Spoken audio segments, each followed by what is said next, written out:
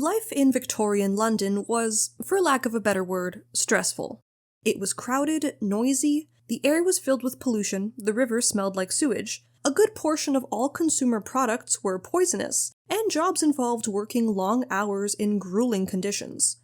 The wealthy, of course, could always leave the city anytime they wanted, taking their private carriages to their country estates or to the many other recreational venues that were available. Everyday people, however, didn't have such luxuries. But midway through the 19th century, changes in labor practices and advancements in technology were slowly starting to make a vacation outside of the city attainable for the growing middle class as well. And what were people going to do with this newfound leisure time? Well, they were about to start the most iconic holiday trend in British history. So join me, dear viewers, as today we embark on a journey of our own and learn all about what it was like to go on a Victorian-era seaside vacation.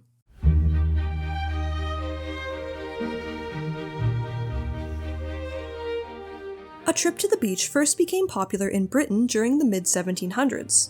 As industrialization and a growing population made life in cities overwhelming, the idea of escaping to the coast for a relaxing vacation gained widespread appeal.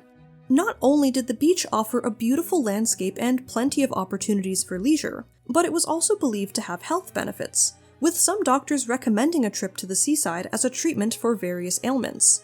As with most forms of entertainment, seaside vacations were originally something for those with money. Resorts in coastal towns could be pricey, and were specifically designed to cater to this wealthy clientele, offering social venues like theaters and ballrooms for mingling amongst high society. By the Victorian era, however, things gradually began to shift. The rapid development of rail transit between the 1830s and 1840s provided easy travel between many major towns and cities. As rail lines expanded and the price of train tickets began to go down, long-distance domestic travel suddenly became accessible for a wide margin of the population. Changing labor regulations would also lead to the working and middle classes having far more free time than they did previously. The Bank Holidays Act of 1871 designated 4 statutory holidays a year, in addition to those for religious celebrations like Easter and Christmas. Around the same time, some skilled workers also began to receive a half-holiday on Saturdays, slowly giving rise to the concept of the weekend. Though neither of these days off were paid, higher wages and cheap train travel made an annual trip to the beach something that was finally attainable for most people. This would cause seaside tourism across the country to skyrocket. Many small coastal towns were now becoming popular tourist destinations. Places like Brighton, for example, had their number of annual tourists multiplied by 30 times within the first decade of its railway construction. And others like Scarborough, Margate, and Blackpool were not far behind. Those who ran boarding houses and hotels in these places suddenly found themselves with a booming business on their hands. And as more and more people flocked to the coast, those who were looking to capitalize on the growing tourism industry would follow. Unfortunately for the members of high society who pioneered these beach vacations, coastal tourism would suddenly become much less fashionable, as what previously acted as a peaceful excursion out of the city now involved cheap entertainment and large crowds, where you might accidentally rub shoulders with a poor person.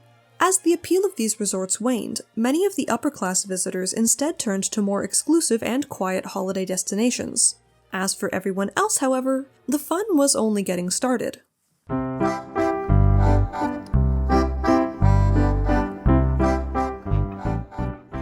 A trip to the beach in the Victorian era could be rather complicated. You might have been on vacation, but you were still going to be held to the Victorian notions of decency, and some of these rules were so strict that they were even enforced through local regulations. Up until the 1890s, areas for swimming were segregated by gender, with some towns even passing laws that dictated a minimum distance of 100 yards of separation between any man over the age of 12 and any woman who wanted to go swimming. This was despite the fact that Victorian bathing suits left pretty much everything up to the imagination. Early bathing suits for women consisted of loose ankle-length gowns with long sleeves that were typically made of thick fabrics like wool or flannel so that they wouldn't become transparent once they were wet. Occasionally, weights would even be sewn into the fabric so that the skirt wouldn't ride up once it was in the water. Later in the 19th century, they would adopt a more relaxed look, which involved wearing a pair of long pants underneath a tunic or a skirt. In contrast, men initially began by swimming naked, until the practice was banned in the United Kingdom in 1860, and was replaced by swim trunks rather reluctantly. But even though beaches were segregated by gender and swimsuits were incredibly modest, the idea of a lady actually being seen in her swimsuit was still highly improper. It was fine once she was in the water, but the walk from the end of the beach to the point where you were fully submerged posed an issue. The solution was to use a bathing machine. This was a small wooden hut on wheels that provided ladies with a secluded place to change and enter the water unseen. First, you would climb into the hut on the far side of the beach, and then slowly be pulled by horses until it was far enough into the water to safely exit. In the case that you weren't a very strong swimmer, which would have been common considering the heavy fabric that made up your bathing suit, you could also hire a dipper, which was a female worker who would travel in the bathing machine with you and then assist with getting in and out of the water. Outside of swimming, enjoying a day at the beach might also involve lounging in the sand under the shade of a parasol or a straw hat, because you definitely didn't want to get a suntan. Other pastimes included building sandcastles with small buckets and shovels that were available to help entertain children, or exploring the coastline, collecting seashells, plants, or sea creatures like starfish. But once you had finished enjoying the sand and the sea to your heart's content, the fun didn't stop there, because most of the entertainment actually happened outside of the beach.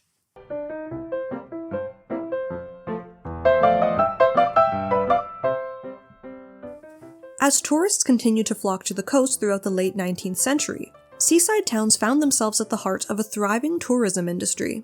These picturesque locations would eventually develop into the ideal tourist destination, designed to cater to the every whim of travelers, and competition amongst them was fierce.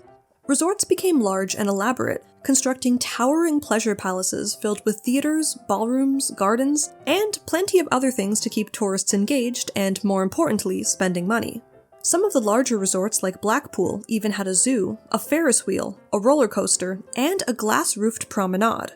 It was also common for resorts to include areas for sports and recreation, like grass lawns for badminton and croquet, and boat rentals for rowing and sailing. Other entertainment that was popular included traveling shows like Punch and Judy, a form of puppet theater that used stock characters in various scenarios, often filled with slapstick comedy. Tours along the seaside were also loved by many guests, with visitors riding either boats, stagecoaches, or donkeys. But the most iconic aspect of these resorts was without a doubt the pleasure pier. The first piers built mainly served as a landing for boats and a promenade for visitors, where people would dress up in their finest clothing and enjoy a stroll along the water. As more working and middle-class people began to attend these resorts, however, the pleasure pier transformed from a simple promenade into a bustling entertainment center. Visitors who paid a small fee for entry would be dazzled by live music, street performers, sideshows, vendors, and sometimes even rides like a carousel. These were an ideal place for making money because the enclosed nature of the pleasure pier ensured that you had a captive audience, who would be motivated to buy souvenirs or make obligatory purchases under enough pressure. As seaside resorts began to focus more on entertainment that appealed to the working class, they slowly gained a reputation for indecency. Blackpool, for instance, was often criticized for its cheap entertainment and mass-market appeal. More conservative coastal towns grew concerned about their own resorts emulating it too closely, with the local press greatly exaggerating the vulgarity of Blackpool and its clientele. But despite facing some criticism, a seaside vacation would continue to be a popular yearly tradition for many British families. And even as interest in the beach began to wane after World War II with the rise of international travel, these trips still remained a part of many people's fondest memories. Though they might no longer be around to enjoy it, the legacy of the beach vacation that the Victorians created lives on. Whether you spent your days covered from head to toe or lounging in the sun, rocking a bikini or hiding out in a bathing machine, a trip to the beach is something that people have enjoyed and will continue to enjoy for many years to come. Hey everyone, thank you for watching! If you enjoyed the video, please consider leaving a like or a comment down below. If you want to see more content like this, you can also subscribe to my channel and keep up to date on all the fun history videos of the future. But for now, I bid you farewell.